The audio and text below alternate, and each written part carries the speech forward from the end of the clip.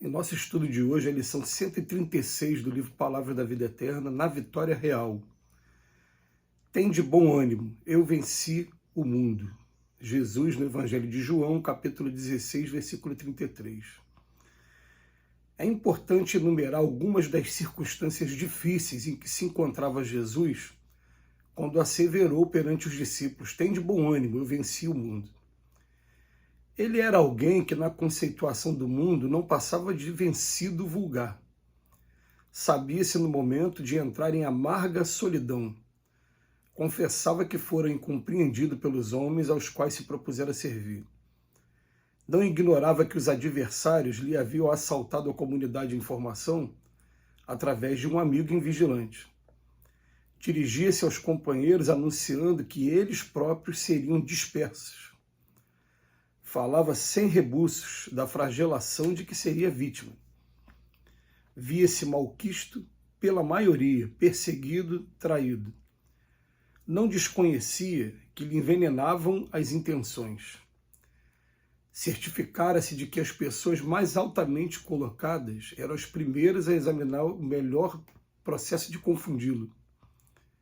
Percebera o ódio de que se tornara objeto principalmente por parte daqueles que pretendiam assabancar o nome de Deus a serviço de interesses inferiores. Reconhecia-se a poucos passos da morte a que se inclinaria, condenado sem culpa. Entretanto, ele dizia: tende bom ânimo, eu venci o mundo. Quanto te encontres em crise, lembra-te do Mestre. Subjugado seria o conquistador inesquecível. Batido, passaria a condição de senhor da vitória. Assim ocorre porque todos os construtores do aperfeiçoamento espiritual não estão na Terra para vencer no mundo, mas notadamente para vencer o mundo em si mesmos, de modo a servir ao mundo sempre mais e melhor. Emmanuel faz questão hoje de enumerar algumas das condições que acabam passando despercebidas ou que são ignoradas por nós estudantes do Evangelho, quando Jesus vai conversar com os discípulos e aconselha para que todos tenham bom ânimo e usa essa frase: eu venci o mundo. Apesar de todas as adversidades, eu venci o mundo. E interessante que Jesus estava falando em um momento que era... logo em seguida ele seria entregue às autoridades e iria para o martírio. E um martírio que, se a gente parar para ver com calma, é muito cruel mesmo. A gente não tem noção. E recentemente teve até um cineasta, né, ator, que foi o Mel Gibson, que teve a intenção de fazer um filme chamado, ele deu o nome de filme da Tentação de Cristo. E um filme que, quando foi lançado, eu fui ao cinema assistir. E saí do cinema com muita dor de cabeça, né? Teve que ficar uns 2 dias ainda me recuperando, porque isso está provado cientificamente. Se a gente ficar assistindo durante muito tempo cenas de violência ou cenas de sensualidade muito aguda, filmes pornográficos, a gente diminui, inclusive, o nosso nível de imunoglobina. E quando a gente diminui o nível de imunoglobina, a gente fica mais propenso a pegar algumas doenças. Então, aquelas cenas de violência que Mel Gibson retratou no filme, procurou mostrar para a gente o que foi, na época, o martírio que o Cristo sofreu, e sendo imolado sem nenhuma razão, sendo condenado daquela maneira, sem ter qualquer motivo que justificasse. E ele chega para os discípulos e fala, em primeiro lugar: eu venci o mundo, eu estive em todos os lugares aqui do mundo e não me deixei contaminar pelas coisas do mundo. Eu continuo tendo o meu equilíbrio, a minha certeza como espírito imortal que eu sou, e mais ainda, como espírito imortal que recebeu uma missão do Pai e veio para cá para cumprir a missão que o Pai me deu. Todos nós temos missões.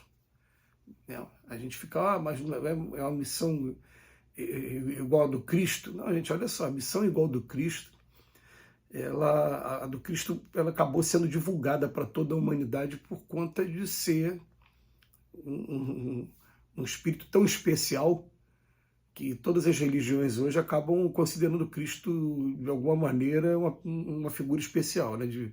É filho de Deus, ou é Deus encarnado, ou é o grande iluminado, ou é o grande Buda, ou é guia e modelo. Cada lugar vai trazer uma definição de Jesus para a gente. Mas a missão dele foi cumprida num grupo muito pequeno, num lugar muito esquecido do planeta, que era Jerusalém, porque na época o grande centro do mundo era o Império Romano.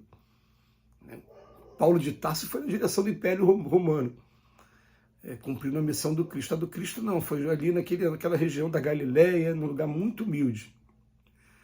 E mesmo assim ele caiu nessa mão de autoridades aí que fizeram coisas muito cruéis.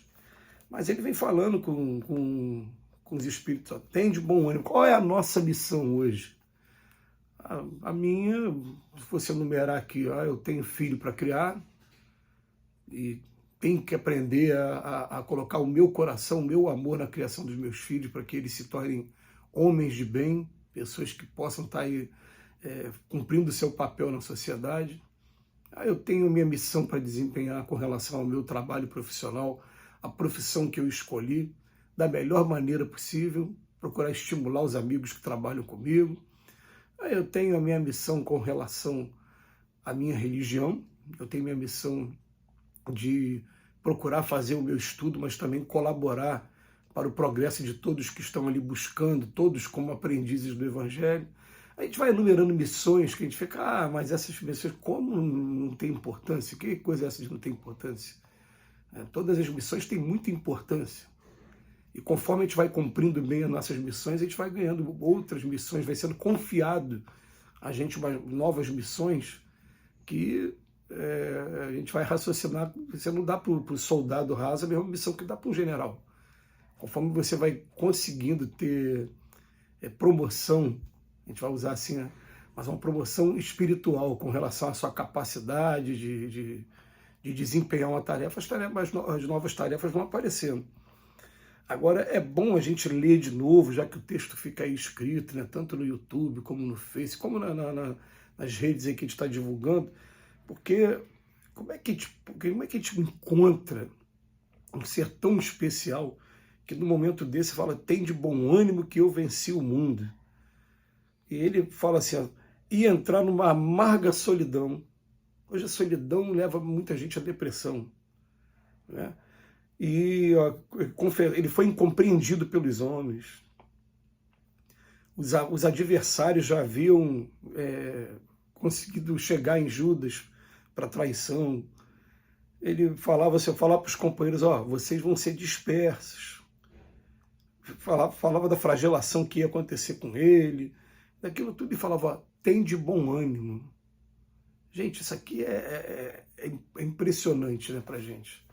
Porque a gente tem que pensar o seguinte, às vezes a gente encontra pessoas passando por provas tão duras, e às vezes a gente fica sem graça de falar para as pessoas, né? Tem de bom ânimo.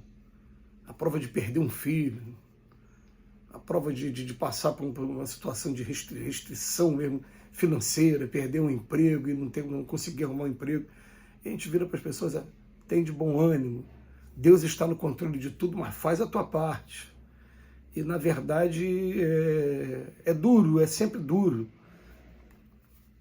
Não consigo mesmo de coração imaginar alguma coisa que seja tão dura como essa aqui que Jesus passou. A gente até pensa no seguinte, né? O que seria mais duro seria você raciocinar daquela maneira assim, né? É melhor eu sofrer uma injustiça do que cometer uma. Se cometer uma injustiça seria de repente mais duro do que isso aqui. Mas Jesus não, Jesus estava ali a consciência limpa, tranquila, cumprir a missão que me foi dada pelo Pai. O objetivo nosso agora é, estou cumprindo a missão que me foi dada também pelo Pai, e eu estou a caminho, tem muita coisa difícil, as dificuldades aqui estavam no auge de tudo. Vamos botar essa frase bem grande aqui no nosso coração e na nossa mente. Tem de bom ânimo, eu venci o mundo, nós vamos vencer também. Que Jesus nos abençoe hoje e sempre.